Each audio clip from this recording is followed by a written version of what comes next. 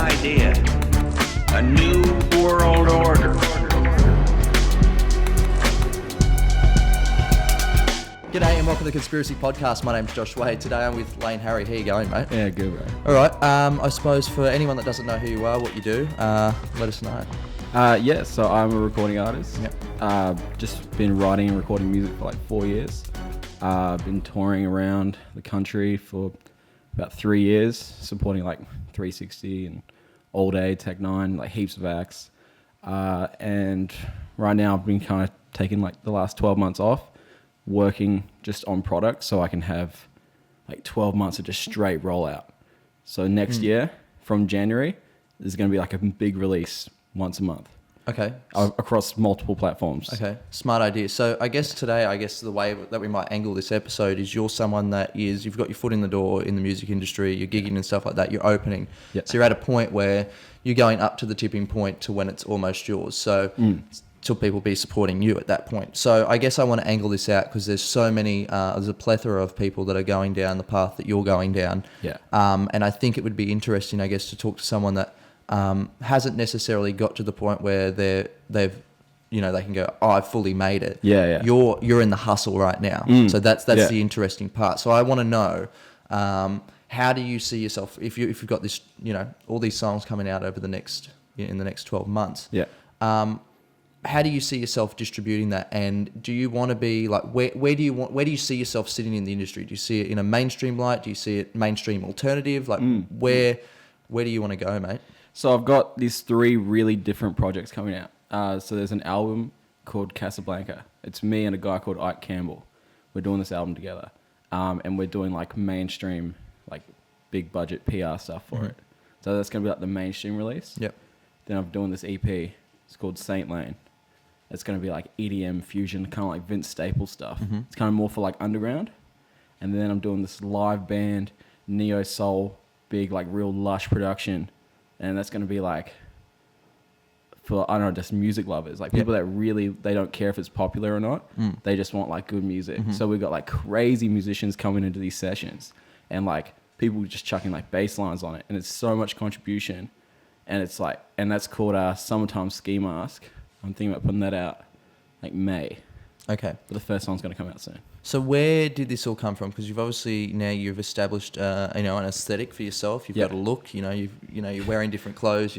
You're obviously creating. You're coming from a more artistic angle of this. When did this all start? Were you someone that was always into this shit as a kid, or? I wanted to be a comedian growing up. Oh, really? Yeah, that was like my goal. Well, good on you. You fucking made the right idea to not do it. 'Cause you probably don't have depression now. Probably.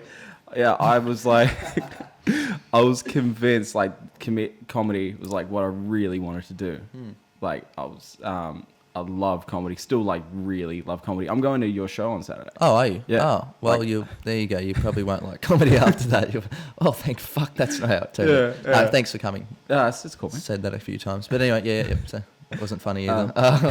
That's what I got to offer. Cum jokes. Cum jokes are probably the best type of jokes.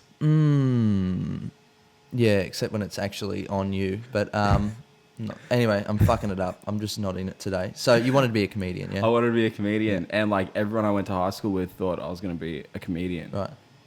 And then I started doing like music comedy. Because it started like, I wanted to do like the Lonely Island thing. Yep. Because I thought that was like hilarious. Yep. And so I started doing like raps as like an impression. So I was doing like impressions of like 360 and stuff. And like Lil Wayne, and recording music as them, just saying like the most ridiculous things. Yep. And people thought it was really funny, but then one guy said like, the stuff that you're saying is like kind of clever. What if you said it just like normally? And I was like, that's dumb. Why would anyone want to listen to that? And then I did a serious song. It was like a remix. Have you ever heard that song Pound Cake by Drake? No, I don't listen to Drake. You don't listen to Drake? Not really, Oh, no. man. I mean, I the only reason for that is because I spent a little bit of time in America when I was younger, and every fucking radio station played Drake all day, every day, and I wanted to shoot myself. Like it was, honestly, like, he's not bad, and I don't say that as to be like, oh, I don't listen to Drake because I'm against the grain. Yeah. Because I'm fucking as mainstream as the fucking next cunt next to me. But I just sort of got over that that sound real quick because it just got beaten in my head. But nah, Yeah. I haven't followed up. So, but what's it about?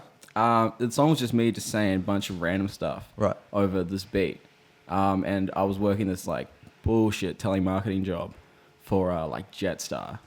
But it wasn't really Jetstar. Like we pretended to be Jetstar. Oh, was it like commissioned by Jetstar or? No, they had nothing to do with it. Oh, I love that. That's And fucking hustle. So like the company was like, yeah, we work for Jetstar. And I was like, there's no signs. Like we're in an office in the middle of an industrial area. And like I'm using a Nokia. Like we're going to jail. Yeah. And we would call up people and be like, hey, this is Lane from Jetstar. You've won some flights. Give us your credit card details. And it was about like 3 weeks into it. I was like, this is really fucked up. Like So it was like fully, like it wasn't just like an It's like a aggregator. scam. It's like Okay, because there's people out there that'll call on behalf of Telstra and Oh, go, yeah, like no. they're just an aggregator and they might give you a deal and take 10% of it cut. So it was fully just like, it was give us no your credit. middleman shit. Like these guys were dodgy ass. Nice, another Yeah. hustle. I Yeah. dig it. Yeah. And then, yeah, so I was like working that and I hated that job because it was stupid. Yeah. And I felt really morally bad because Yeah. there were some people there that kind of lied to themselves and said like, no, we work for Jetstar. But on my first day, I was like, there's no way this is Jetstar. Yeah. And there's no way this is like a middleman. Yeah. And so I was like, I recorded the song at home on like my shitty mic and stuff. And then I got my friend to film it. And then I put it out on the internet. And then like maybe a week later, I get an email from 360. It's like, I heard your song. Have you got any other songs? And I'd done like one other song. Sent it to him. He was like, this is dope. Like, let's work on something. And he was on tour with Eminem. Yeah. And he said he was going Jeez, I remember that.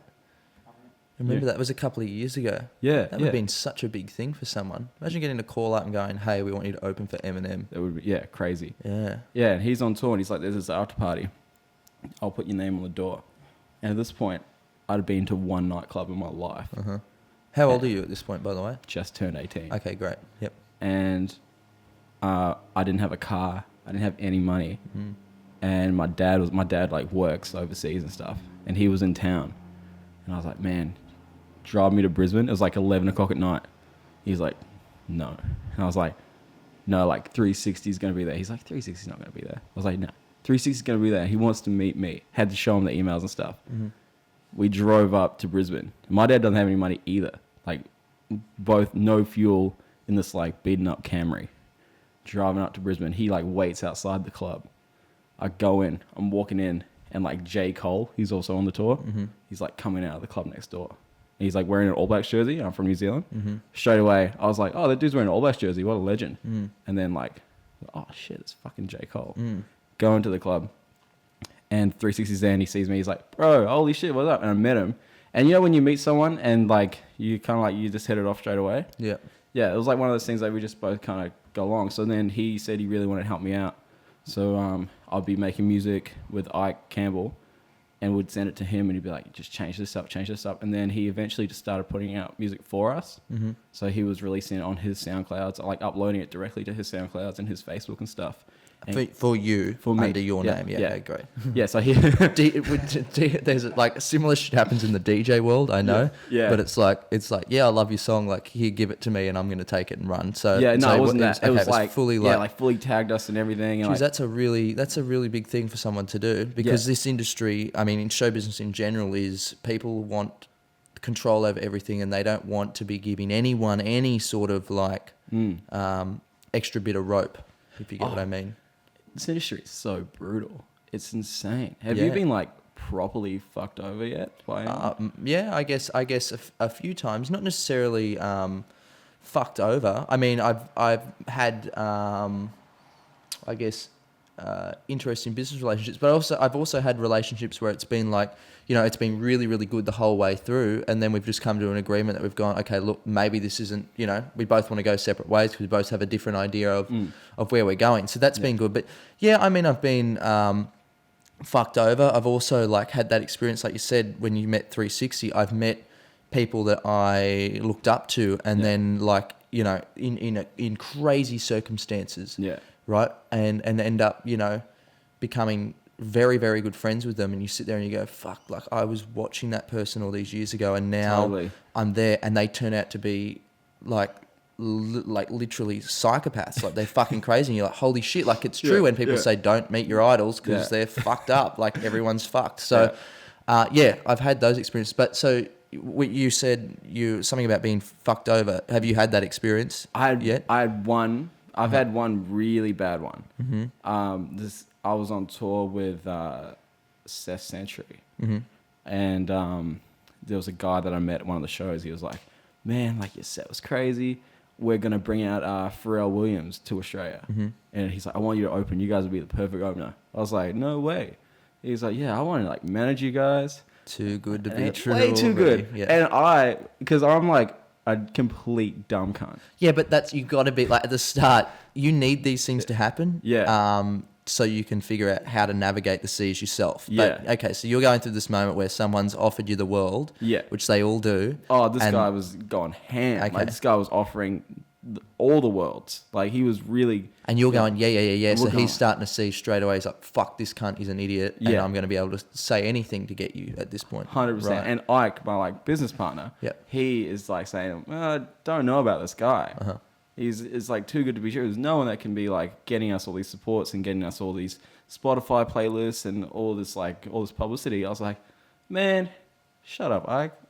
Where did he come from? Like what? He was from a firm. He's from like a PR firm. A PR firm. Yeah. And he's saying that he's going to get you to open for Pharrell. Yeah, I know. So he's a glorified poster maker. Yeah. And he's going to get you there. Okay. Yeah. So yeah, he had about as much like, I don't know, credit as anyone. Like anyone. Yeah. And but yeah, he was just sold it so well and had like everything. Because he's in PR. They're professional liars. That's what they do. They sell stuff. Yeah. And so I was just like completely swindled. Yeah. So we're like, how much do you need to make this happen? He was like $9,000. He needs money from you. Needs money from me. No. I know. No, right, no. Yeah. And I was like, and we were just like, well, we don't know. It's a lot of money. He's like, this is what we're gonna do. He sent us like the plan. He's like, we're gonna hit this, all this. And then we gave him $9,000. Oh, you dumb cunt. I know. Oh. And then he fucking bailed. He went to the States. Of course he did. Of course he did.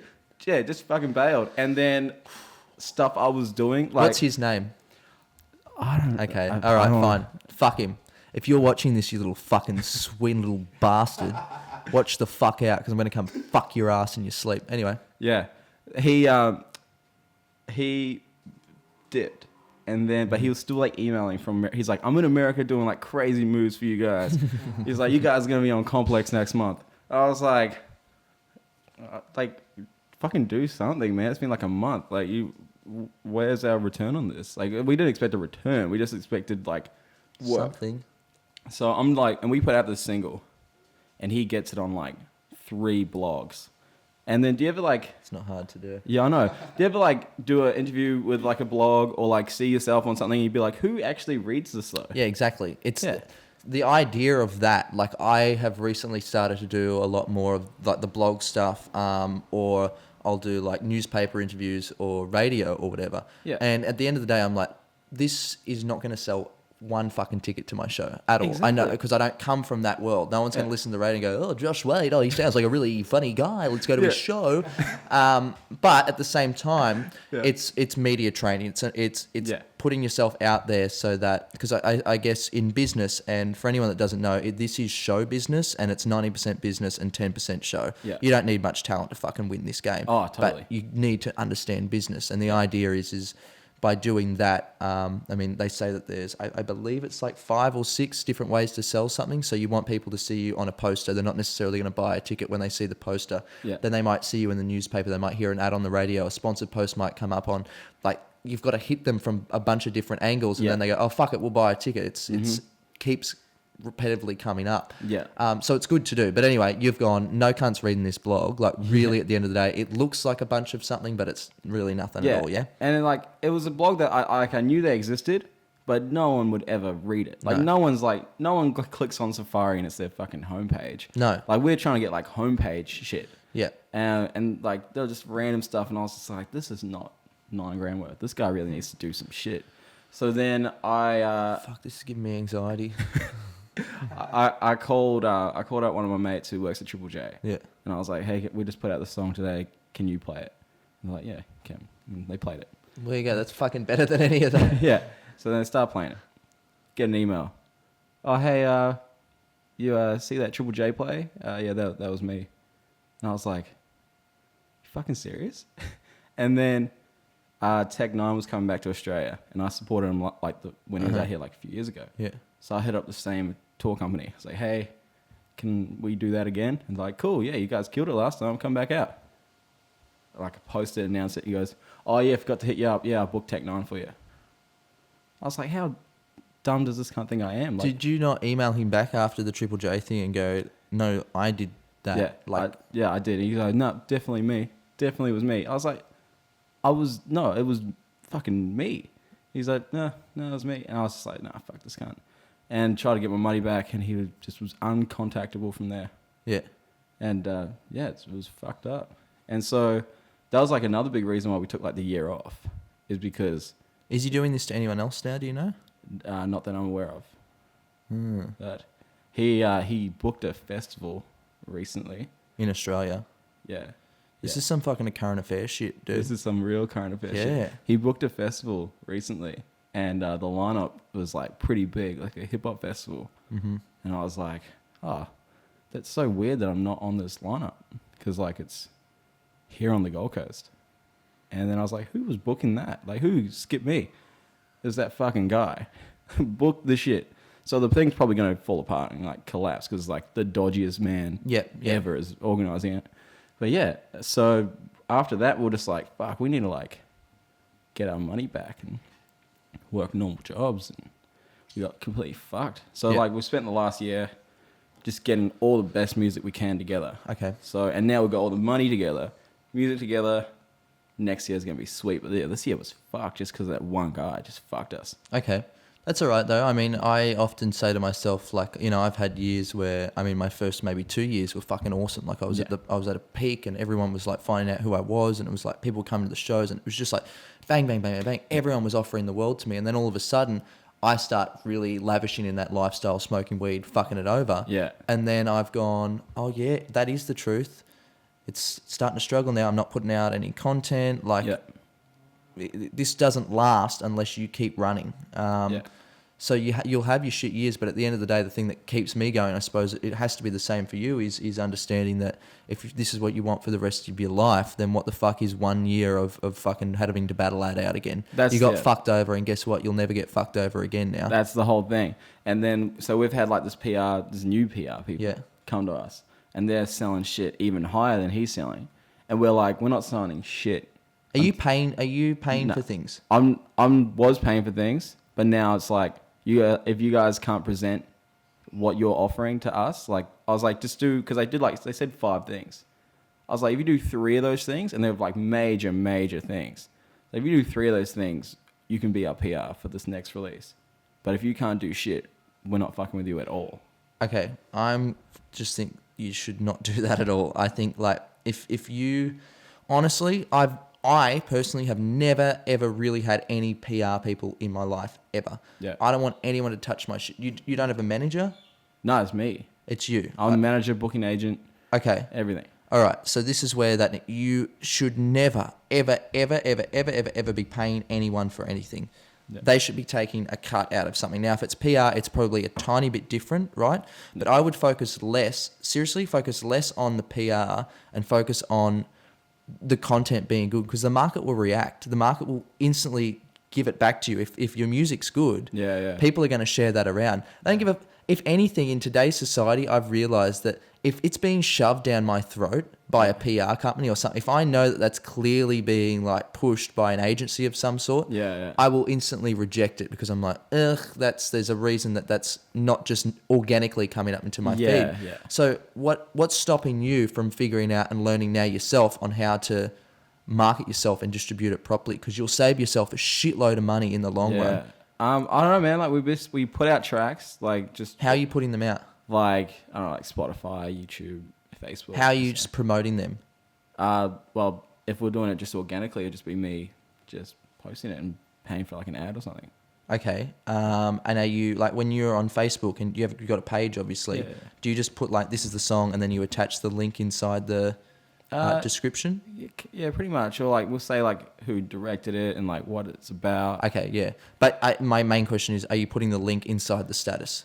Oh no, we're putting the actual video directly to it. Okay, great. Yeah. Do not put the don't link post at the all. link, yeah. Okay, great. Okay, Yeah, so you've already got that part down pat. Yeah, yeah. But like, what can you do in terms of like distribution to go, how can I get this out to more people? Like, have you been hitting up other, because there's a plethora right now of fucking vloggers and shit like that that need music for their videos, man. Did that shit, yeah. There's a lot of like, I don't know why it's always like gaming vlogs, always, or fashion put our music in their videos. Yep. But like, when I hit up someone that has like, gets like millions of views, suddenly they think that they are like fucking awesome. And they're like, yeah, I'll put it in your video, you pay me X amount. But I'm like, fuck, is anyone... It is a two-way street. I will say that though as well, because I've had the same thing where like I used to do this deal with a record company, like literally like Ministry of Sound. Yeah. They would give me music, but I would put it in my videos, and the idea is that they would use my videos as the beginning snowball effect. Yeah. So like that song, Freaks by Timmy Trumpet, right? Do you remember that song? Yeah. When that came out, I was one of the first people that got to use that song in anything. And the idea was that we'll put a video out.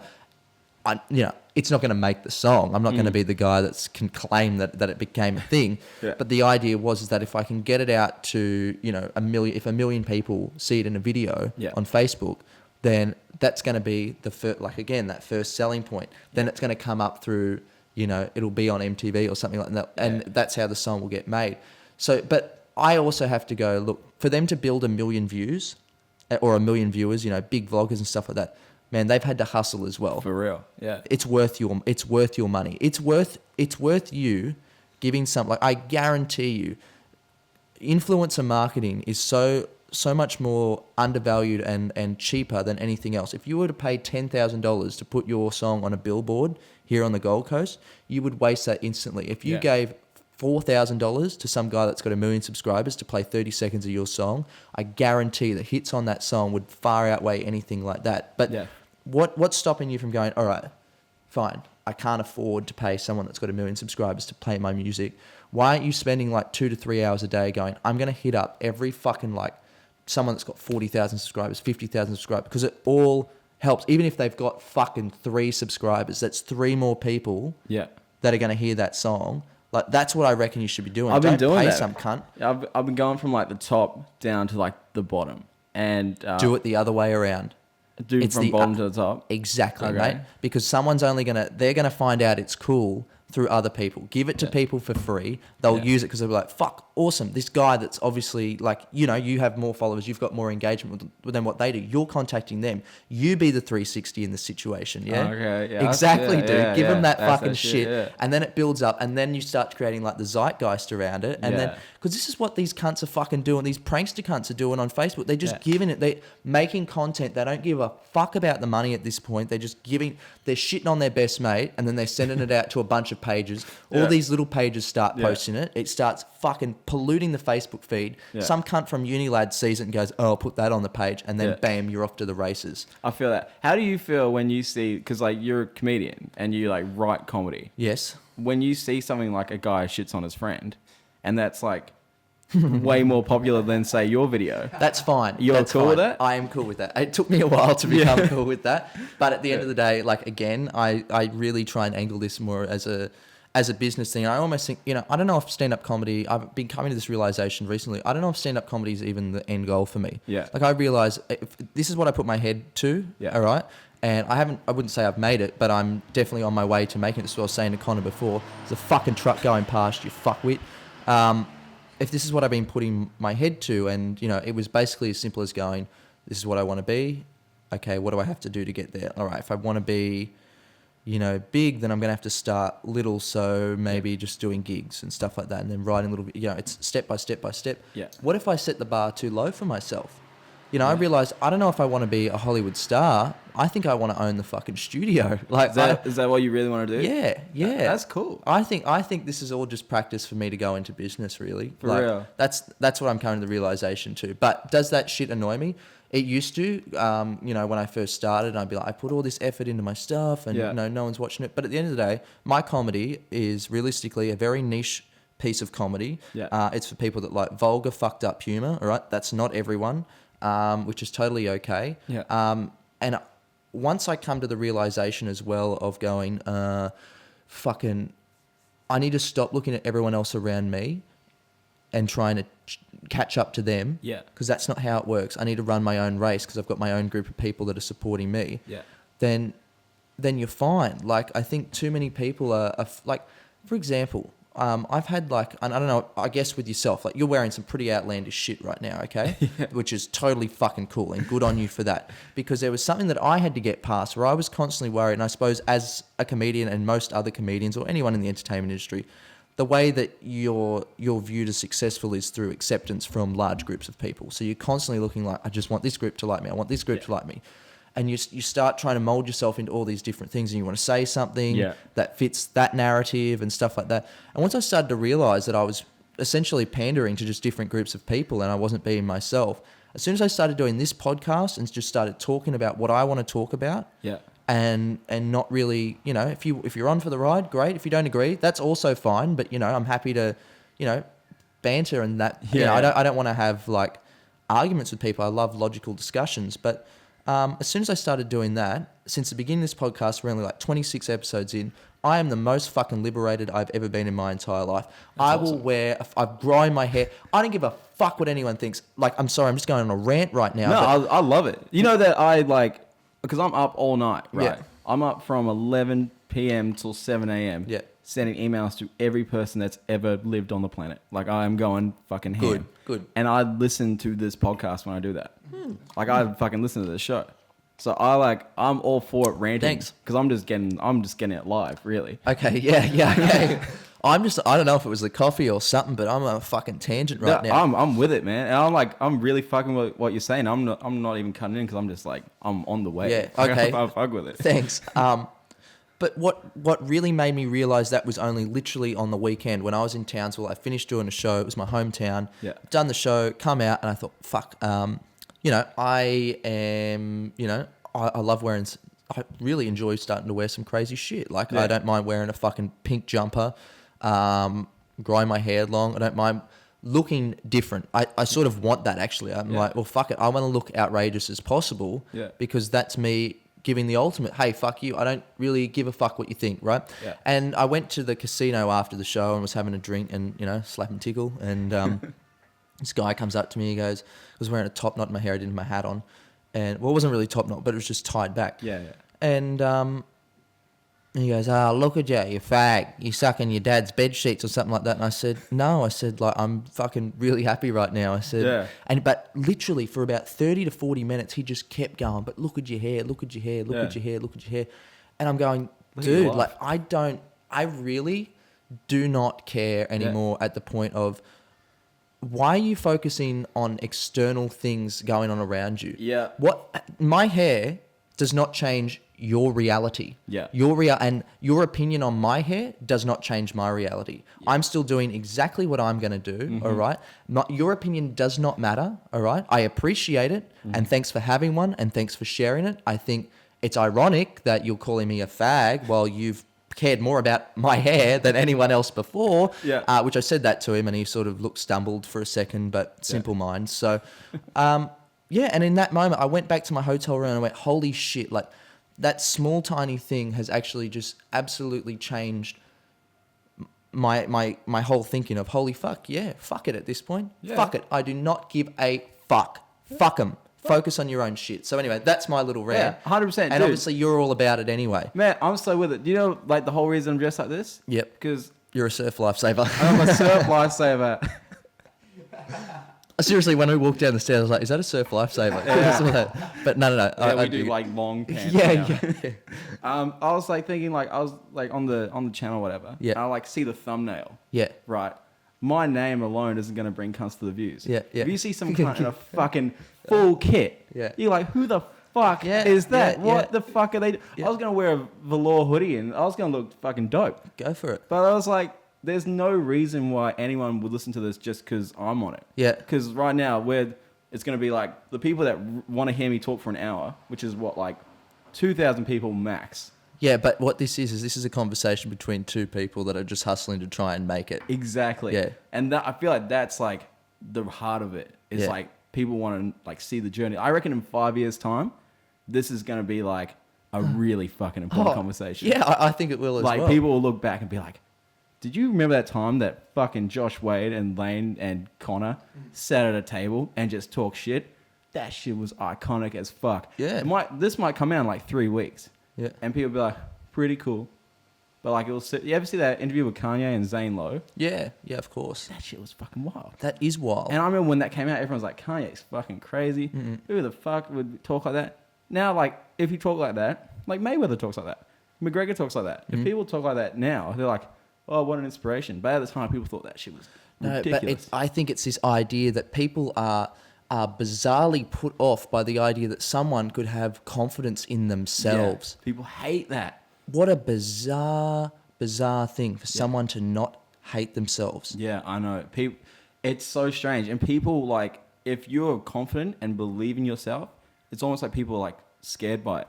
Like, yes. People will avoid you in the street. If you believe that what you're doing is dope, yeah, people don't fuck with it. No. If you're like, hey, guys, I made this song, it might be cool, I don't know.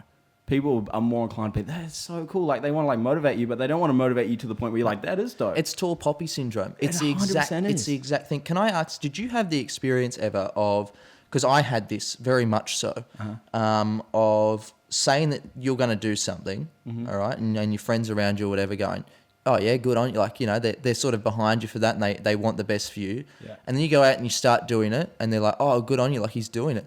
And then something starts to come from it, and then you start to slowly feel a little bit more tension there of like, oh fuck, he's doing it and it's working. And then it getting to the point where You've done it. You have done it to an extent and you're continuing. Because I felt for myself that I think it's, and I can understand it on the same foot. Like if I was to say to my friends now, and I wasn't doing this, hey, I'm going to be a comedian, they're like, oh, good. But at the same time, in the back of my head, if my friend said that, I'd be like, look, you're the funny guy in the group, but you know, let's not get too ahead of yourself here. And then doing it, and then continuing to do it, and then it working for you, and you know, starting to feel that pushback, and then not it just working for you, but then coming to the realization that this is not just a flash in the pan thing. It's been 4 years and it's still going and it's not stopping.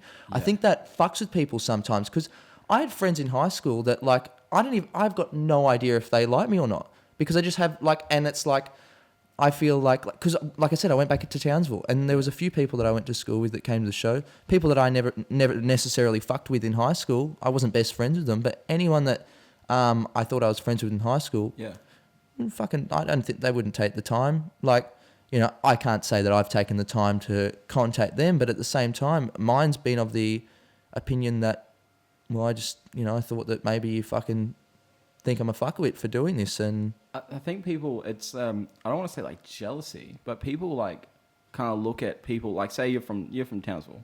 That's kind of a smaller place in comparison to Melbourne, Sydney, whatever. Yeah. They look at that and be like, he did it, why can't I do it? But then they don't actually even consider doing it. They just, it's like I went to high school with Nick Mkultra. He was in my grade. Yeah. And there's like, He's done it. yeah. Two types of people can look at that. Like Nick, like that's one of the boys I know him for like 10 years. Just quickly, just so back it up, Nick Mkultra was on the podcast. He's got the highest smile. He's like the business is worth fucking multiple millions of, like tens of millions of dollars. So but yeah, so you went to school with him. Went to high school with him. And, what was he like in school? He was a pretty funny guy. He actually, me and him, this guy Coben, for schoolies. For schoolies was me, Coben, and Tommy, and Nick crashed on our couch for free. Yeah. The whole schoolies where he's like, guys, I don't have any money. Like, I don't have any. I was the same. I hustled it. Yeah, he like fully hustled it and crashed on the couch the whole week. This is just called the hustle episode. I think I've said it like 17 times.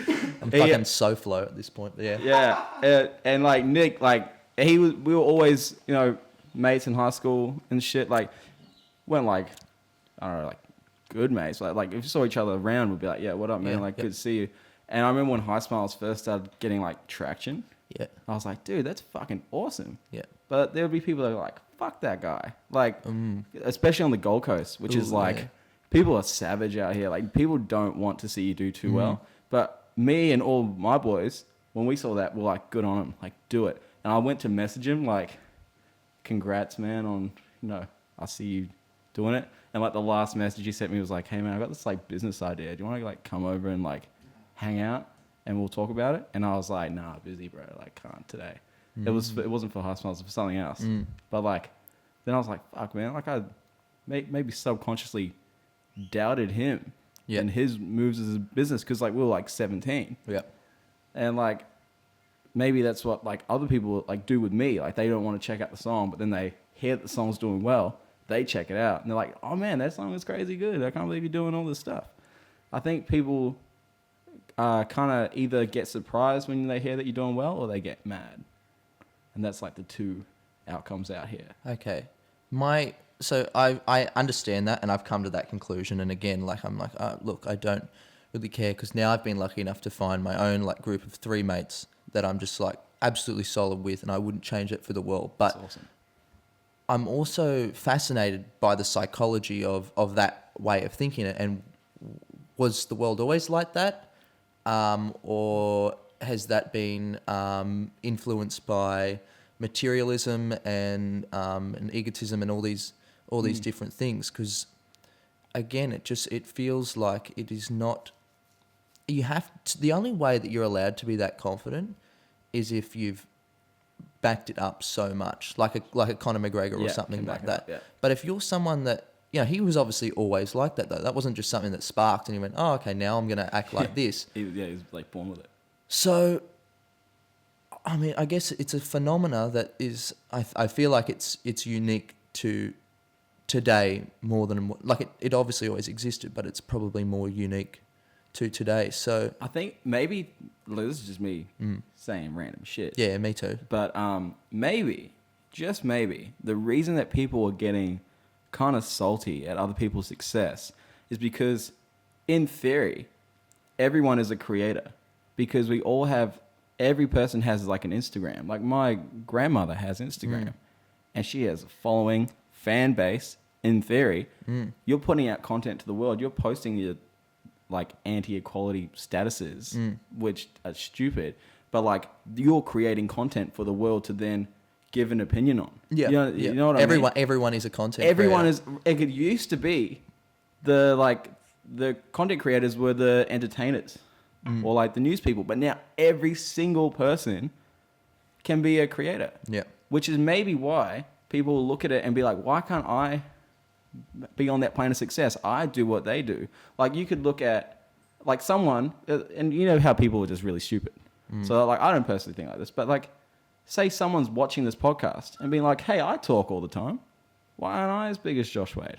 He talks. Yeah. You understand what I mean? I've got it before, and I've also, and that makes me not angry, because when we first started this, I remember saying it to Connor, I was like, look, I don't want to be the guy that just talks to people. Like I want people to know that I do stand up, and I know that, to be totally frank, I know that it's the only thing I'm very good at, and I can get on stage and I can say shit, and when I'm in that moment, I'm like, fuck, I'm good at this. I've got my fucking hands on the balls of stand up, okay, and I'm only going to get better. Yeah. But when it comes to that, I always say to people, well, do it. Exactly. It's okay. I'm not challenging you. I'm not going, hey, do it and try and be better than me. I'm saying, do it. Just do it. If that's what you want to do, that's what I wanted to do, and I'll do it. And you can be better than me if you want to be. I don't give a fuck. You won't. But what I'm saying is, you go and try it. And people like, but then the thing is, when people actually do it, other people are like, nah, fuck that. Like, you know, Cardi B, you know that song, Bodak Yellow? It's like the #1 song in the US right now. No. This female rapper. Okay. Song's okay. It's actually pretty good. She's a female rapper from New York, right? Everyone's like, you either like Nicki Minaj or you like Cardi B. It's like, why can't you like both? Both, exactly. Like, it's like why, a taco. Yeah, why is if someone does something that someone else does, it's just a competition. I think a lot of people think that like there's like a podium. It's like a fucking podium. Like with comedy, I feel like if there was a podium, you'd be killing it. You'd have to be #1. But then why can't there be why can't there just be a bunch of guys with you? Like say like Frenchie and you and like Ronnie Cheng or whatever can all just be at the top. And that's cool. But then people like especially with music have to be like, nah, this person's #1, that person's #4. No. It's so stupid. I'm telling you, man, it is exactly the same with any industry. even for comedy. Like, there's people out there that'll fuck with your shit more than they fuck with someone else's shit, and vice versa. They might go, nah, like, this guy sucks, I like this guy. I think it comes back to this idea that it's been shoved down our throats constantly through society, through the beginning of times, that there has to be a winner and a loser, and that there is a hierarchical system. You've got plebs, you've got government, you've got fucking people that run the banks. There is a system in place in every facet of life. Yeah. And I feel like we're fucked up if we don't know, like, you know, who's going to come first, who's going to come second. Realistically, what you just said is exactly correct. What it is everyone has their own podium. You're running your own race. It's that exact same thing again. Don't look at it. I mean, that's the only way I think anyone will bog themselves down creatively, if they look at it and go, you know, sitting around going, oh, Frenchie just made this video and that went so well for him, so how can I make the same sort of video in my style? It doesn't work like that. It doesn't, no. And in music, how often do you listen to a song and go, holy shit, that cunt's just ripped off like the exact sound, the exact same thing as someone else, and it doesn't work. And then someone else comes out with their own shit. Do you remember Flume, when Flume came out? Yeah, fuck yeah. What a fucking weird thing. I remember listening to it for the first time, like I was pretty young, stoned, and going, what on earth is this? Yeah.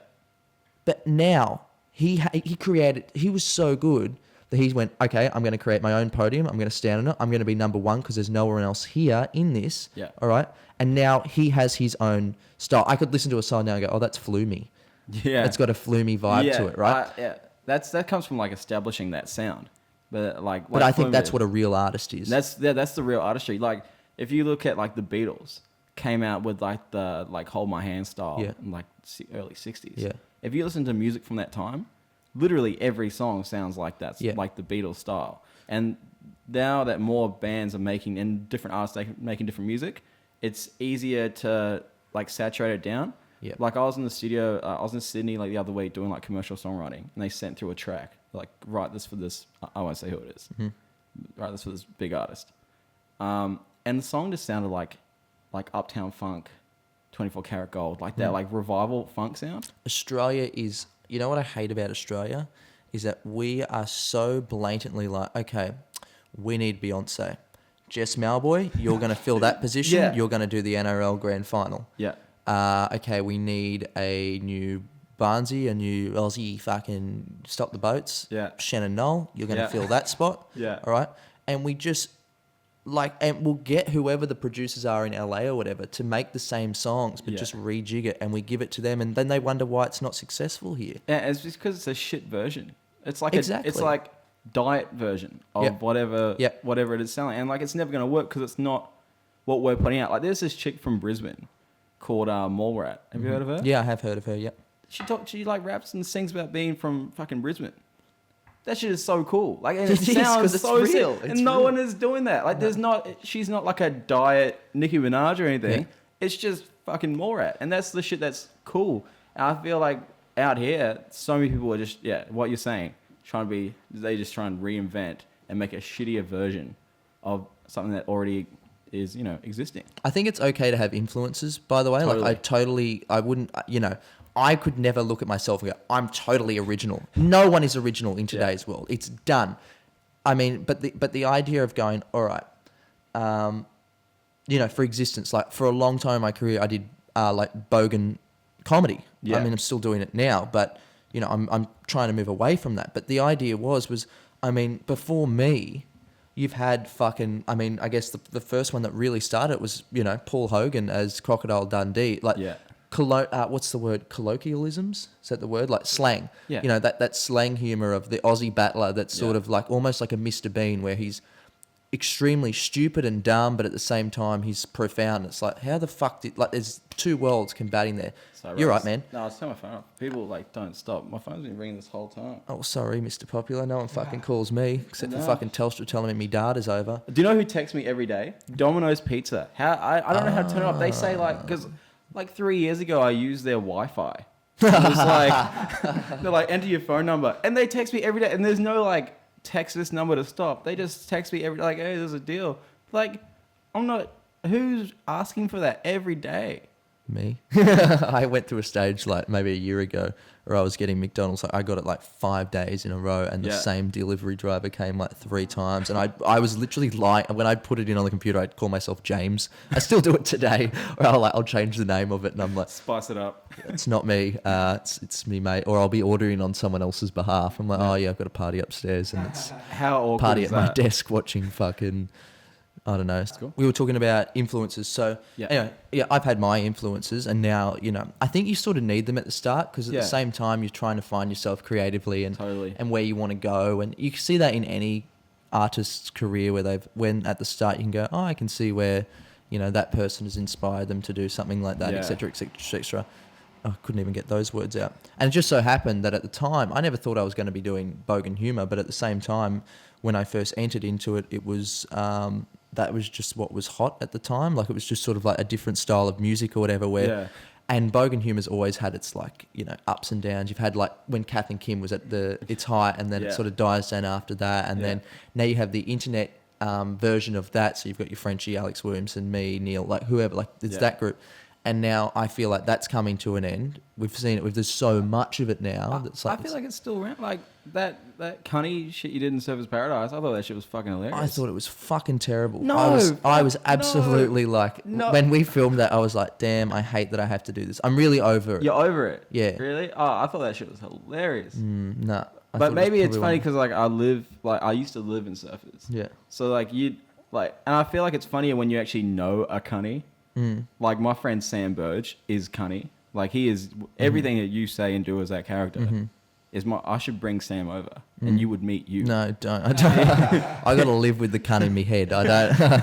Everything that you say in that is 100% Sam. I feel like a lot of people know at least one, which is why they resonate with it so much, because they're like, oh, that's totally my fucking bogan friend. But that's how I used to fit in. Like the way where that came from anyway was just that's how I used to act to fit in general. And I feel now I've got to the point where again, it's this, feeling liberated and going, I don't need this. Like I've realized, since doing this podcast, everyone's been, majority have been like, oh yeah, this is cool. I didn't know that you were like this. So I'm like, oh fuck, people actually like me for me, and I don't need to be. You don't need to be a character. Don't need to be the character anymore. Well, I can still do it, but I'm done for now. That's really cool. Like, but I would. Do you have a persona with what you're doing, and who were your influences? Oh man, like the persona, I'm like really like introverted in real life. Like I will not fucking talk to anyone. Me too. Like I fucking hate it. Yeah. I was like, I dropped my dog. This is probably the stupidest sentence ever. I dropped my dog to the dog motel before I came here.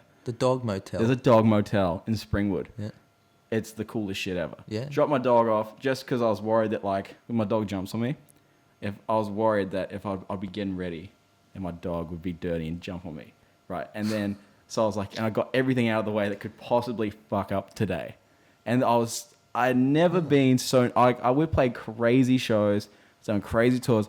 I've never been so nervous to do anything in my life prior to coming here just because. Why? Just because I'm talking. Like I don't talk. I don't talk to people. Yeah, okay. Fair enough. Like, and I totally wanted to come on here because like I love the show and I'm like big fan of yours. Thanks. Yeah, but thanks for coming on. Yeah, usually like this footage is I've never talked this much in my life. Like my closest friends have not heard me talk for like 2 hours. Like, cause I do not talk. My whole thing is like, I'll think and then I'll put it in music and that'll be it. So the music is the mask. The music's like the mask. Yeah, the music's like the talking. But the music still represents me. But something I've been doing lately is been talking to people that don't really have an outlet. And I've kind of been writing music as them. So we're doing this album where everything is someone else's story. And the first song of that called The Dash, which is about some crazy shit that happened back home in Auckland, where this dude got killed at a party. And the song is about that from his perspective, the guy that got killed, entirely from his point of view. I know when that shit comes out, people are gonna be like, that's not you. Like none of that happened to you, because people expect rap music to be autobiographical every time, because it is quite a first person style of music. So like, I can already see like the backlash straight away, but like people that like know that guy and people that like were there will be like, yeah, that was like that's the shit that I went down. don't know if there'd be backlash on it because I mean actors do it every day. They'll channel someone else's emotions and energy. When you see an actor cry in a movie, like they actually feel sad. Yeah. They've been able to conjure up. That's when people go into like real conspiracies of like is there you know they say there's a lot of black magic and shit that happens in Hollywood and that are they really conjuring up different sorts of things? Because you watch some movies. I mean, I don't know if you're watching this now. Go and look this up. And I don't know if you've seen it already before, but you know the movie E.T. Yeah. There's a video of the kid actor in that auditioning for the role. Have you seen that? I've seen that. Yeah. And he cries on demand, and it is so raw and real that I'm like, that's not possible. Yeah. That's not possible to do that. Yeah. There is something else that has infiltrated his body or of some sort. This is my own paranoid mind thinking, but how? Especially at that age, not possible. You cannot train that. That's got to be some sort of different thing going on there. I can't explain it. Where is that kid now? Has he done shit since? No, he probably got fucking fucked about in Hollywood for a little bit and then it's going to end up like the rest of them, absolutely fucked over and chewed up and spat out by a bunch of fucked up executives. Do you reckon that's going to happen to like the Stranger Things kids? Yeah. Yeah. 100%. Remember Corey Feldman from Stand By Me? Don't even go into it, mate, but that's it. Well, yeah. Have you can talked go about into this it. on the show before? I believe I've mentioned it before, but yeah, you name them all. That's exactly... They all get fucked up. Aaron Carter, go have a look at that. Macaulay Culkin. Mm-hmm. Yeah, my theory is that, you know, I'm a big Michael Jackson fan, but I've also struggled with, like, what happened there? What did happen there? Yeah. But I believe that this is my theory on Michael Jackson. I believe that he knew exactly what was going on. It would have happened to him and his brothers and sisters and everything like that. It would have been rife, especially back then. Yeah. And those fucking cunts absolutely fucked that guy up to the point where he did lose his childhood. 100%. When they say the innocence was stolen, in all senses of the word it was. The kid was getting beat up by his dad. He's probably getting fucking fucked about by a bunch of fucking executives and shit like that. 100%. And he got to a point where I think he was making a statement, and if you really go and look into this, because it's irrefutable what's happening there. It's the biggest secret in Hollywood that this is happening and always has been happening. And it's like the Catholic Church and stuff like that. This is not just a coincidence. These are organized rituals that are happening because it's happening too often. I believe that there was something like I don't want to get it wrong, but there was a high percentage. I won't say the actual percentage because I won't get it right. But the percentage of Catholic priests in Australia that were doing this sort of shit is beyond, oh, wow, that's just unlucky.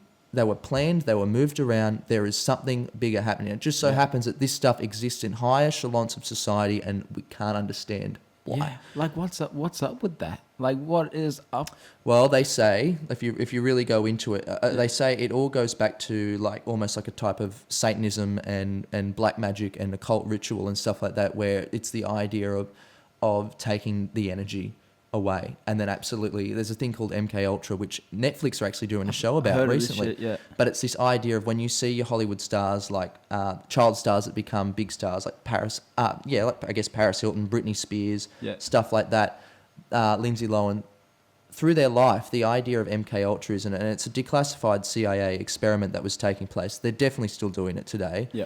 But it's the idea is that if you can get someone, all right, that's already created as a human being with a mind, personality, how do you control that person? How do you break it down and then recreate it? So the idea is through experimenting with drugs, so just pumping them up full of LSD and stuff like that. Yeah. Through when they shock them with stuff like that. Yeah. Through sexual abuse, through physical abuse, stuff like that, making them sit there and watch, someone get killed in ritual and stuff like that. You can break down someone's mind to the point of they don't have any empathy, no feelings, no emotions, anything. They've seen it all. It's all broken up, right? Their brain is literally just smashed into a million pieces. Yeah. From there, you can recreate them into these different people, build their personality back up into what you want. So the idea of mind control, and the Nazis were doing this sort of stuff. And then after the Second World War, in a thing called, I think it was Project or Operation Paperclip, the US brought the top Nazi scientists over to the US, and they were doing these experiments in mental wards and mental hospitals. Have you ever seen American Horror Story?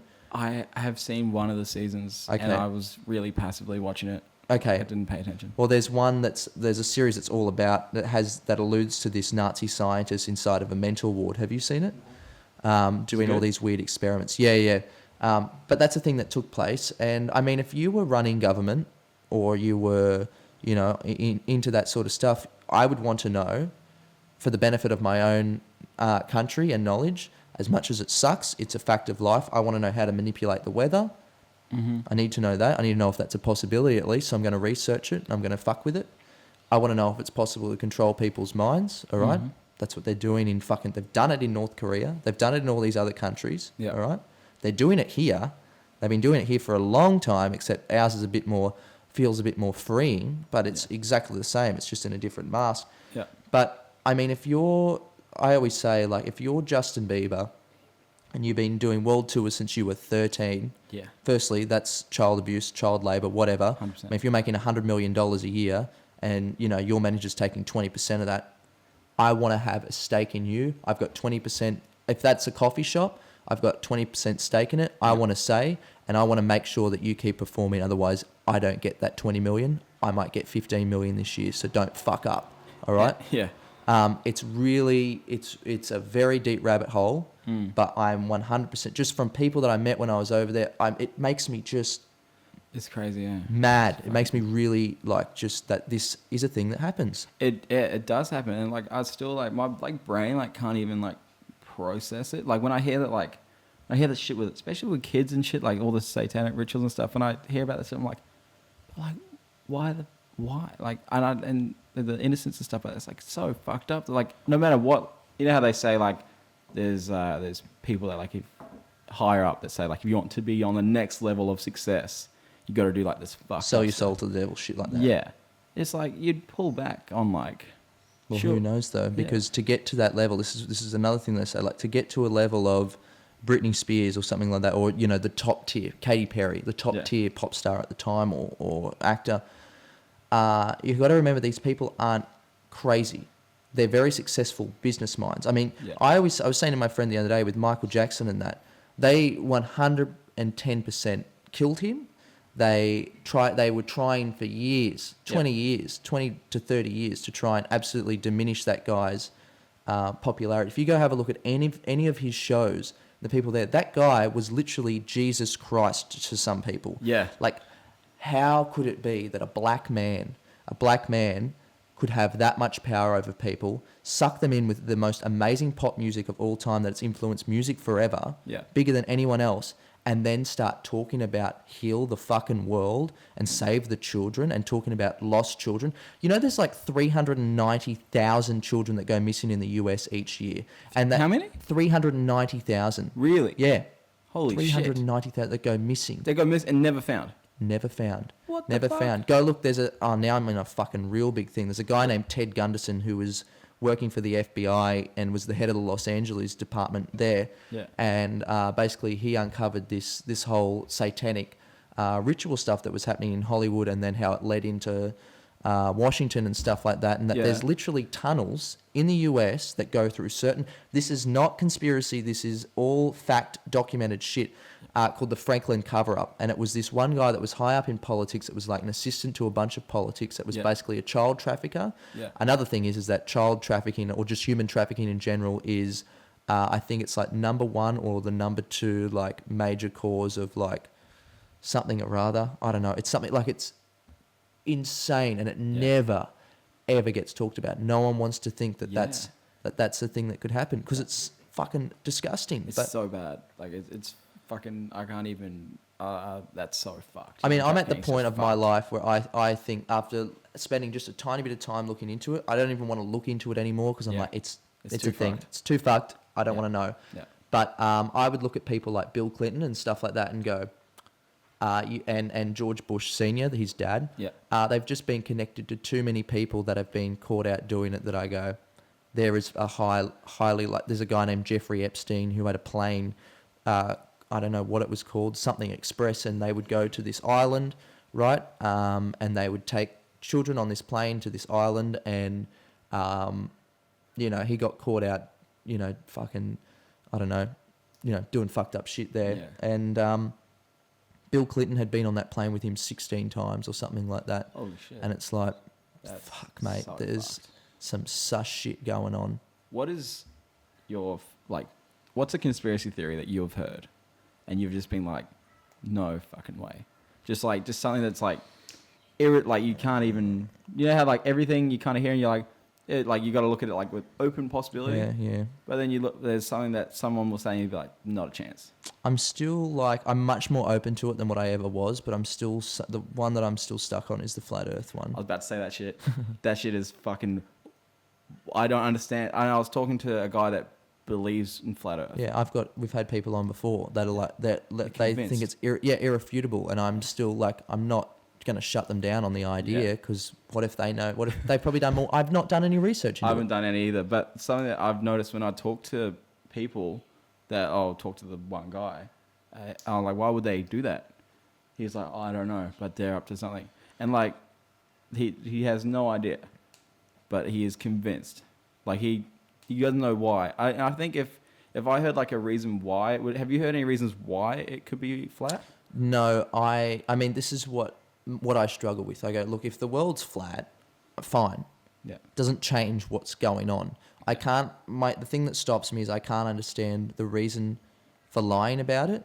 And if they are lying about it, what is the end goal of it? Because if it is flat, then there still could be aliens. There still could be like, it doesn't necessarily change reality, I don't think, other than the fact that the earth is flat. But at the same time, maybe it is. Maybe I just haven't come around to that thought. But it is interesting because I have just recently started to look into it, and I go, well, yeah, there are some odd things going on with NASA.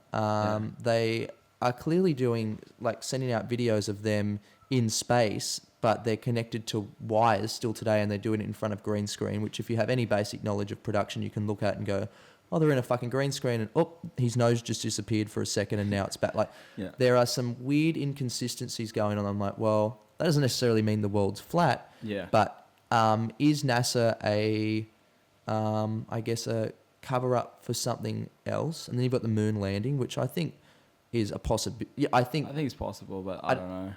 Well, my theory on the moon landing is that I think that, it's a total possibility that we could have gone to the moon. If the moon is there, then we have the technology to probably go there. I don't doubt that.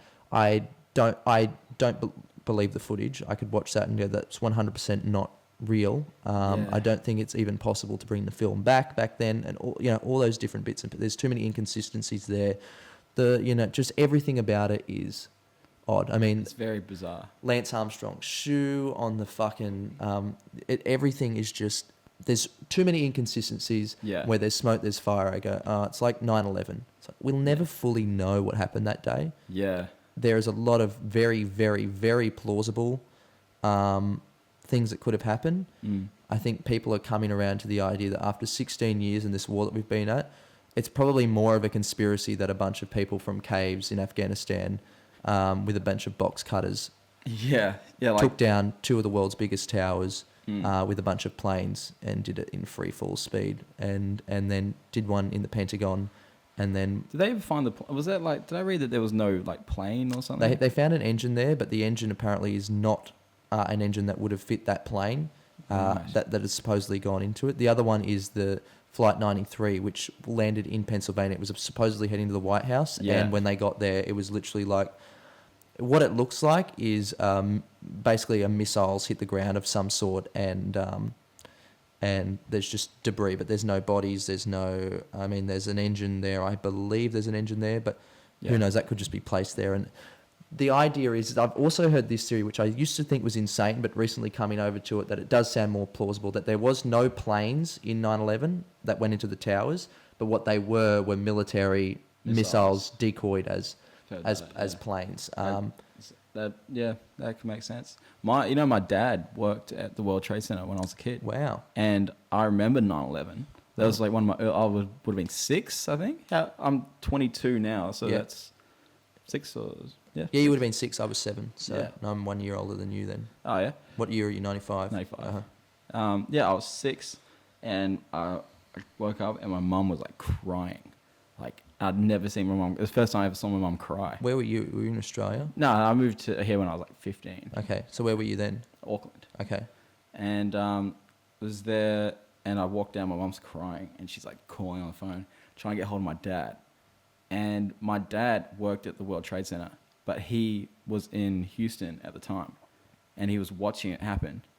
But there was something fucked up, and he couldn't get, because like he didn't have a cell phone. So he had to use landlines to call my mum back in New Zealand. And like the landline phones that they were having out in Houston couldn't do international calls. So he couldn't get hold of her till he got like back to the hotel. And there was apparently, I was just talking to him about it like the other day, crazy security, that they were checking everyone at the hotel, like going crazy. And he just said like it was chaos.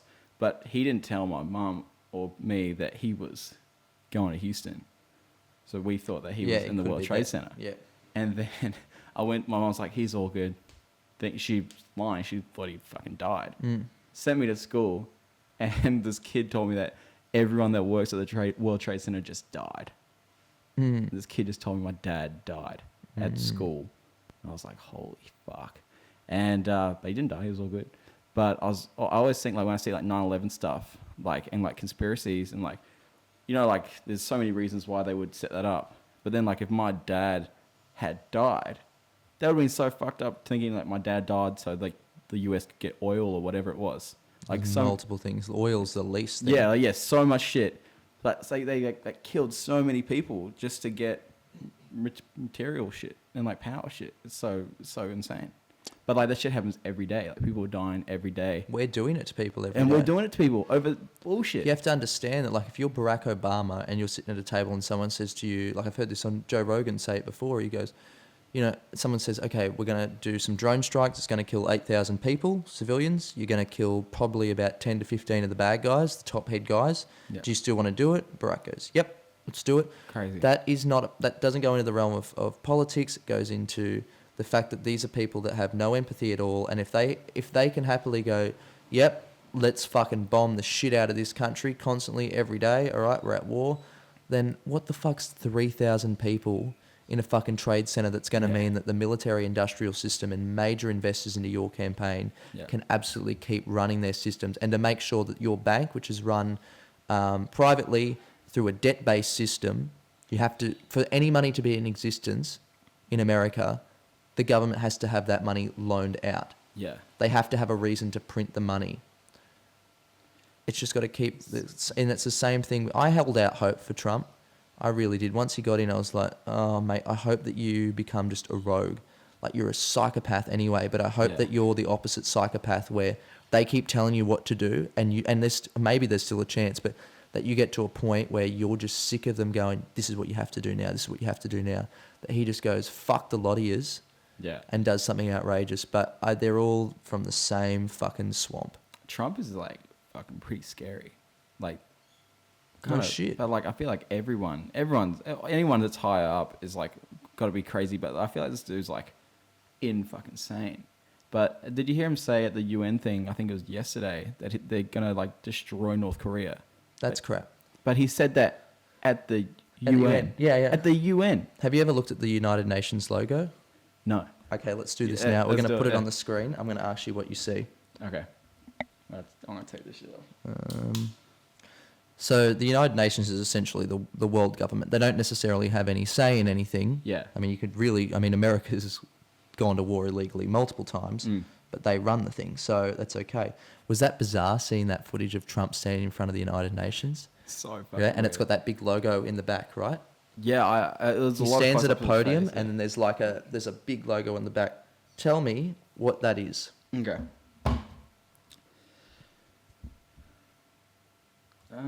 Is that like a target? A target with all the continents in the scope of the target? Yeah. Is that what it was meant to be? That's exactly what it is. That's so fucking weird that is the logo. Yeah. Have they said why that's the logo? Because the idea is to create a one world government. This is 100% I can't have anyone argue against it, because I'm like, look at history. Yeah. Look at how it's gone. We've constantly been battling for empires and empires. It is still going on today. Yeah. And what you have now is the idea that having all these different currency systems in play does not work. It does not work. I don't think it's necessarily a bad idea either. I used to think, oh, it's evil, it's evil, it's evil. But it's like, look, for humans to evolve and to progress, we're at the point where there are too many people living on the earth.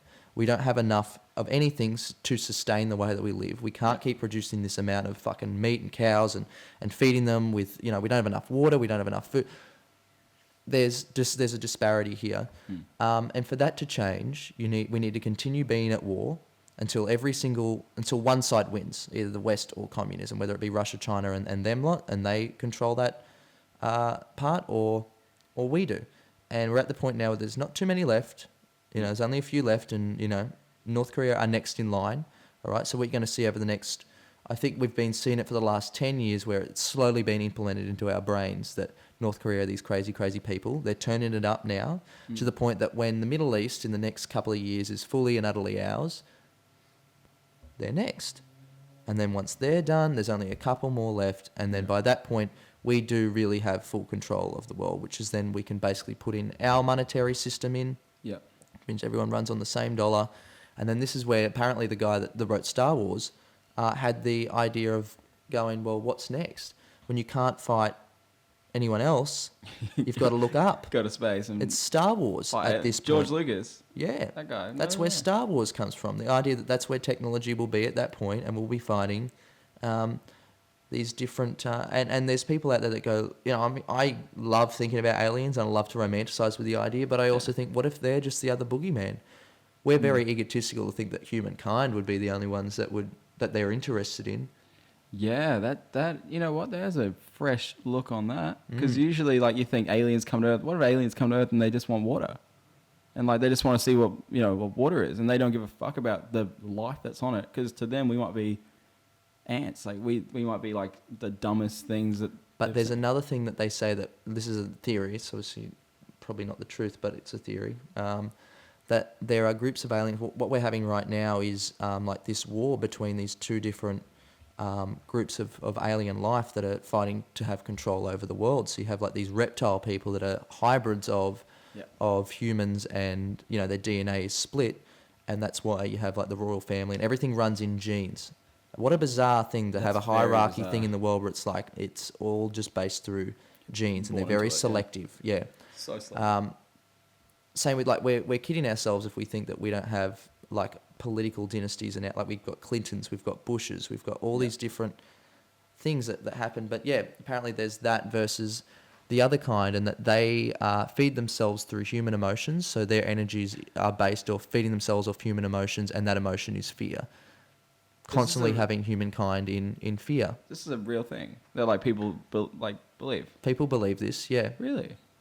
Lots of people believe it.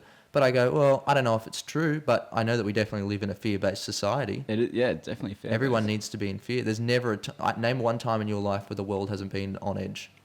Yeah, I can't even think. Yeah, because there's always they always say there's like this one country, or right now, well, what's the thing? Like people think like Pauline Hanson and shit think Australia's gonna get taken over by Muslims. Yeah, I think Pauline's an interesting one, because I've had these conversations before. I mean, Pauline's a low-hanging fruit. She's a low-hanging flute. She's a low-hanging fruit where it's easy to bash it. But at the same time, I go, look, realistically and logically, if you have a large group of people immigrating into a country where their culture is extremely different to ours, which it is, and that's totally okay, then you're going to have some sort of cultural war, some sort of clash. Whether she's trying to benefit off that and using that as leverage into a political career, yeah, she definitely is in some way. But she does have somewhat of a point where it's like, okay, if people are going to come into this country, fine. There's got to be some sort of assimilation process where it's like, okay, look, we need to find a common ground. It's probably not the best ideal for everyone to go, all right, you go live in a ghetto over here, you live in a ghetto here, white people live here, you live your life, because eventually you're going to have what's going on right now in the world where it's like, this is our land. We've got enough of our own problems where we are still fucking, like, we need to figure out as a nation the fact that we committed successful genocide against the people that lived here first, all right? That is so... It's, like, so swept under the rug. I don't know, because, like, in New Zealand, like, everything is all good with like our indigenous people. Like my mum's Fijian Maori. Yeah. And like on her side of the family, gets along with my dad's side of the family. Like, and like I never saw, in the whole time I lived in New Zealand, did not see any sort of racism in any kind. Was it, you know, just people like I'm sure it exists to totally some exists. extent, but not like here, where there's actually like, you fucking watch the fucking football.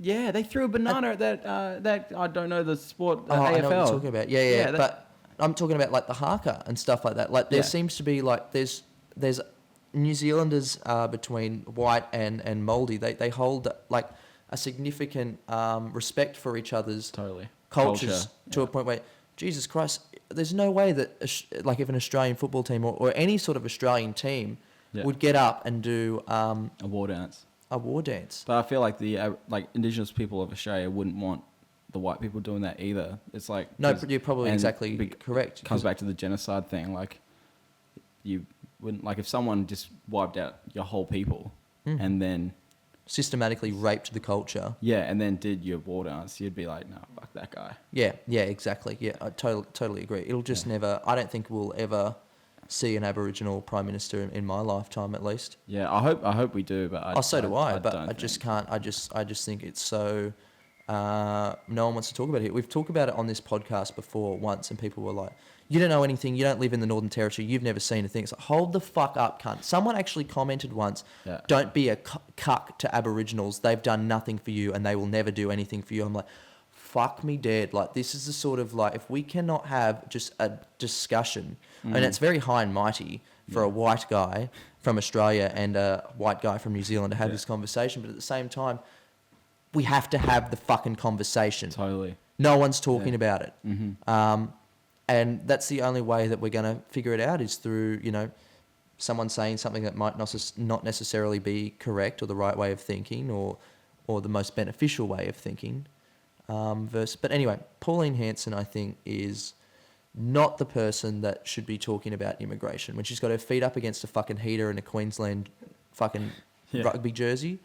Yeah. And then she's talking about, like, I saw a press conference the other day and she's talking about the M1 being congested and it's because of immigrants. I'm like, well, she's not wrong when she says it in the sense of our infrastructure in Australia. We can't just be having heaps and heaps of people here and then going, all right, we're not going to make more hospital beds. We're not, you know, the schools have got to be bigger. The roads have got to be like it's not.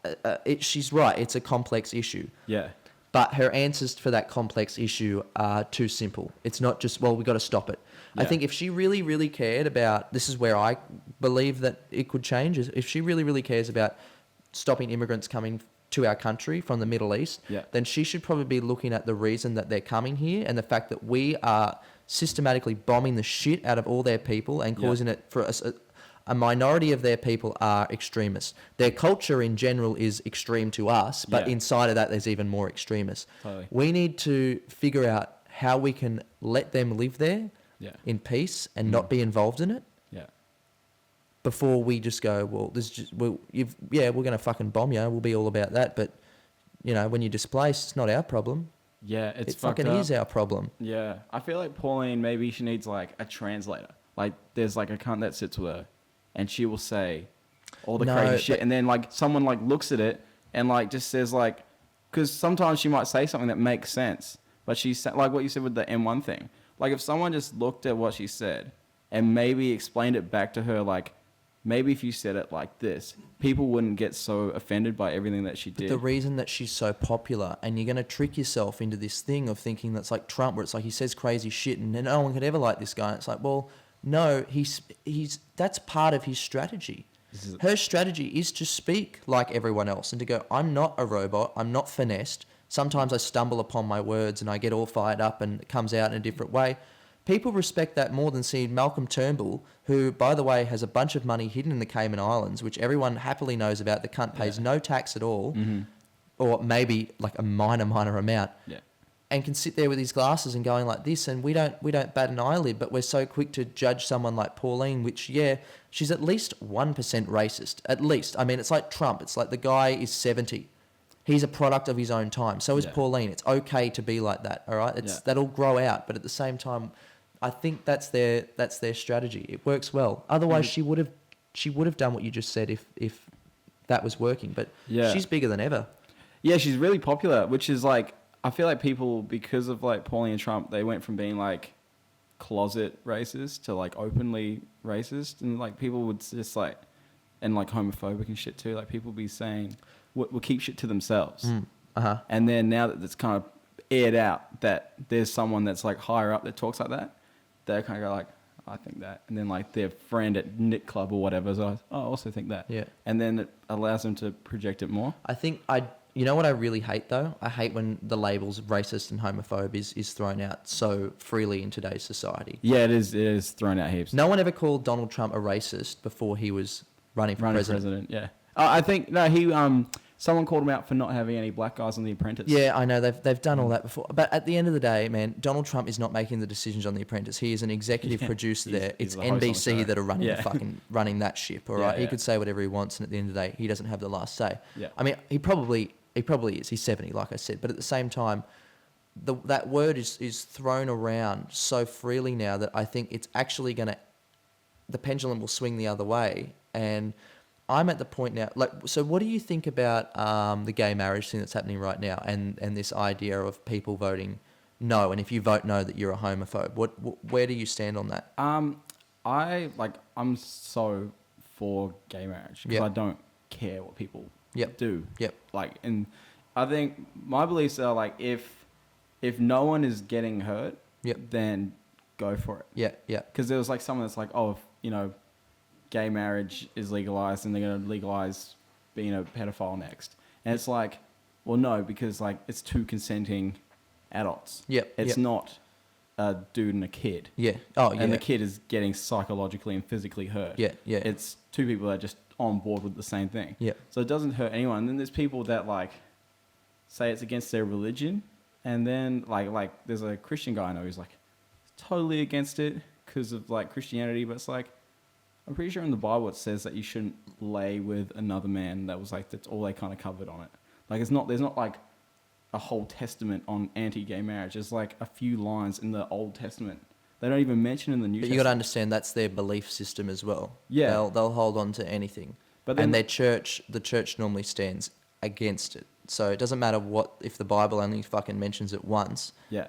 If the church harps on about it, then that's the messenger.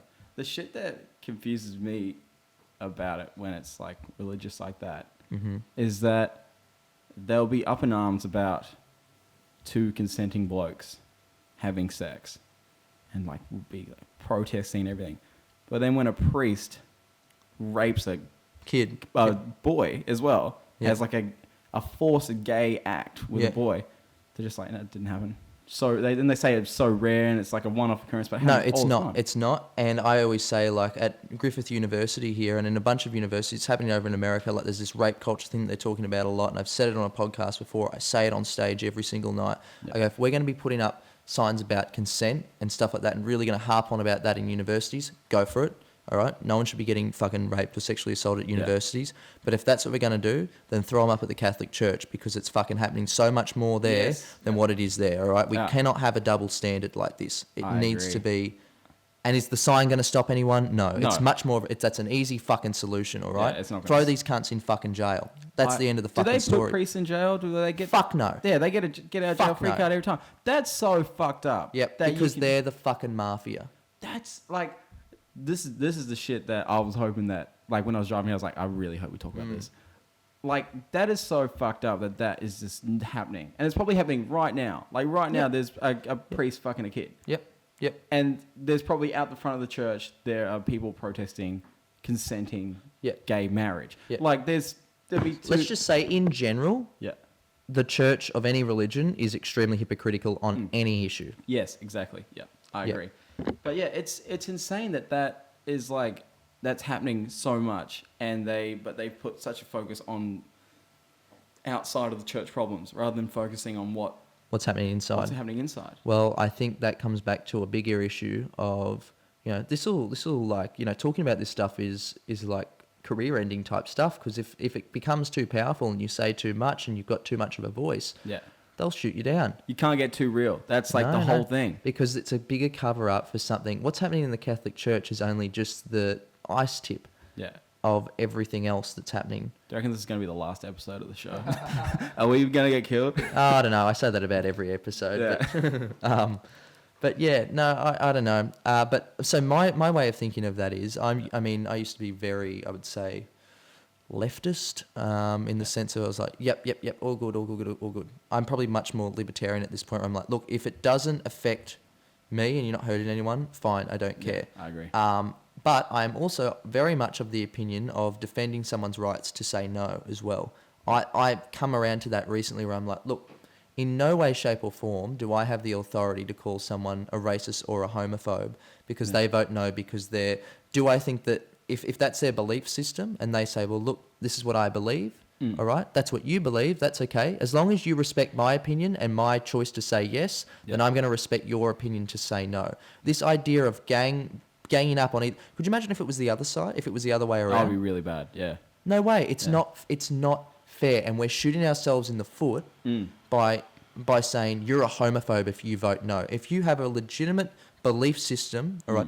Now I'd argue against the legitimate belief system because the belief system is based off something that we don't have any proof for. But at the end of the day, if that's where you're coming from, then whatever. Yeah.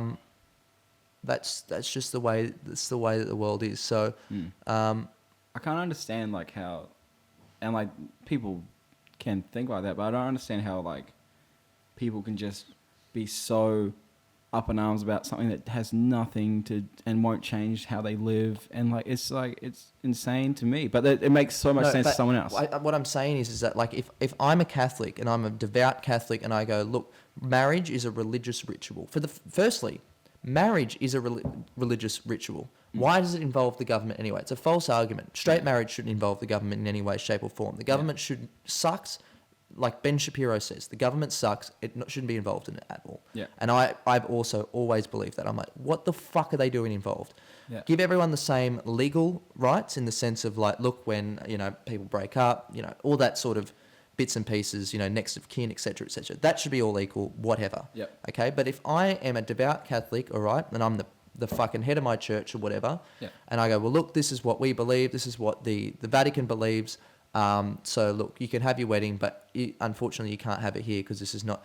I'm not going to go have a Catholic wedding inside of a synagogue, all right? Yeah. So it's the exact same. Go and have a wedding, get married, all right? Be recognised under the law legally. Gay people, I don't think, are trying to change what it says in the Bible. That's not what they're trying to change. Trying to change the law, But now we're at a point where marriage is obviously the word marriage has seeped out of religion, and now it is I think it's just more the premise of saying I've been married to this person. They don't want civil partnerships because it's the same thing legally. I don't even know if that's the truth, but you know what I mean. So I can now. I never used to, but now I can look at that with an open mind and go, well, fine. If you want to vote no, I'll vote yes because I don't care. I'm not got a dog in the fight, but at the same time, if it's going to make people happier as a whole, why not? Yeah. But if you want to vote no, then go ahead. That's your opinion. Yeah. I don't even want to get straight married. Like I don't even. I hate everyone. Yeah. I don't even care. Yeah. I'm not getting married, and I'm not gay. Yeah. So it doesn't affect me at all. But it's that premise though. Yeah. I got gay family. Yeah. And probably everyone does, I guess. I feel like everyone does, yeah. And maybe I don't know about it yet. and they would want to get married, they're older. Yeah. And been together for years. Yeah. They would probably definitely want to get married, I'd say. But they can't. And that just seems weird. If they want to get married and they can't get married, but you've been with them for 30 years. But then you've got married at first sight, where a bloke walks out of a car and there's a priest there and marries two complete strangers. Yeah, I know. It comes back to that just total hypocrisy thing, Yeah. where I almost feel like it's a distraction. I feel like it is a real issue, but I feel like if the campaign for this is for equality, then I think we can look at multiple things at once. Doesn't just need to be gay marriage. We need to be looking at the fact that there are children in factories in China building your iPhones that have fucking suicide nets outside the window. Kids jump out of the buildings and shit. Kill And themselves. they rather than fixing the reason why the kids are killing themselves, they build nets. That I heard about that recently. Yeah. That is insane that that is happening. And that's a real, that's an actual thing that is happening. Well, the fact that, girls in like Kenya and stuff like that are being kidnapped from schools and taken away to be slaves and stuff like that. Yeah. That's a little bit more concerning than the fact that, and again, we can do two things at once, but the fact that maybe there's a gender wage gap of some sort, we can face multiple things at once. It doesn't just have to be one. And I think we're very first world and high and mighty about morality and equality when, if we can't still look at these serious issues in the same light as gay marriage, then I think we've really got maybe a problem on our hands. If this is the major conversation that we're having, I think that society should get together after this one when it's all gone through and go, what's next? Yeah. We need to be having a constant conversation about the biggest problems and not voting on something that isn't binding. We, the people, have to get up and go, we unanimously agree that this is what should be done. We pay you cunts. Yep. All right? You're not doing it. This is what you'll do because we say so. I like that. I reckon, every single person is, talking about this current issue. Yeah. And there's way bigger things happening everywhere. But, the second this is finished, no one's going to be talking about whatever the next biggest issue is. But, yeah, if everyone got on board, with something that could, change for the better for everyone, that would be fucking awesome. I mean, you see how many people go to Australian Idol Grand Final? Yeah, Outside of Sydney Harbour House, Sydney Opera House, Sydney Opera House, and then I went to Canberra recently for a show, and it's everyone's complaining on Facebook about something. There's no cunt outside of this place. Yeah. I mean, it's very idealistic to say everyone go to Canberra and stand out there and protest, but could you imagine if every group got together, people that want cannabis legalised, people that want gay marriage, people all these things that are major conversations in our society, and said, all right, everyone, let's get together. If you can save up your money, do something if you can. If you really want this, we have to go and stand outside for however long it takes for a week. Our message is clearly not being heard in our protests in the streets. So we lock them in this fucking house and they can't come out until... I know that's really probably not logical, but why not? Why not? Fucking start a crowdfund. I'll pay you your fucking weekly wage. Something like that. Anyway... how long have we gone for, Connor? An hour and a half. Really? Jesus fucking Christ. All right, we covered a lot of things. Anyway. Did you talk about some more shit? Nah, I better wrap it up because otherwise it'll take too long. The file will become so large after this and I've got to use my phone to upload it. But you upload it on your phone? Yeah, the internet here is fucked. I've got to pay a ridiculous phone bill. I get 45 gigabytes on here and each podcast is about 5 or 6 gigabytes to upload. So. Holy shit. Yeah, and then I've got to download it as well off Dropbox. Dropbox. Dropbox. Can you send me the Dropbox link when it's done? Yeah, so I can, of course. Yeah, no worries. Holy shit. I can't believe you are you in permanent debt to Telstra? We're in permanent debt to a lot of things right now doing this podcast, but hopefully one day it'll get there. Oh, the funniest thing today, actually. The church won't be donating. The two of the boys were wilding out this morning on the group chat. Yeah. They were like, oh, holy shit. Fucking Josh Wade just followed our business on Instagram. Oh, is this the hat people? Hat people, yeah. They that's two. Where are they from? Here, Gold Coast. Gold Coast, yeah. Great. I was going to say, look, because I wear some dad caps, so I'm like, give me some fucking equity in your business. Yeah. I'll get it somewhere. Yeah, no, we'll hook it up. Yeah, all right. Dad Hat Co. I think is what they call themselves. Yeah. But yeah, they got fucking shitloads. Yeah, they do. Do they make them themselves or they buy it from a supplier? Yeah, they buy it from a supplier. Oh, okay, so they're already made. Yeah, okay. Callan, the brains of the operation, has not got a creative bone in him. He's a businessman. Okay. But he's the hats that they buy off are pretty cool. Yeah, they are. They definitely are. Yeah, all right, sweet as. Well, Lane, thanks for coming on the show. We got through a little bit. Good luck. What an iconic conversation. I hope it goes down in history. Yeah, I reckon 5 years' time people will be fucking freaking out. Yeah. Hopefully. Anyway, thanks for coming on. Your social media links will be down below. Go check out some of your shit. I'm sure we'll play some at the start of the show. And that'd be really cool if you did that. Yeah, no worries. But good on you and all the best with everything. And don't play a PR people, for fuck's sake. Yeah, fuck, I'm sorry.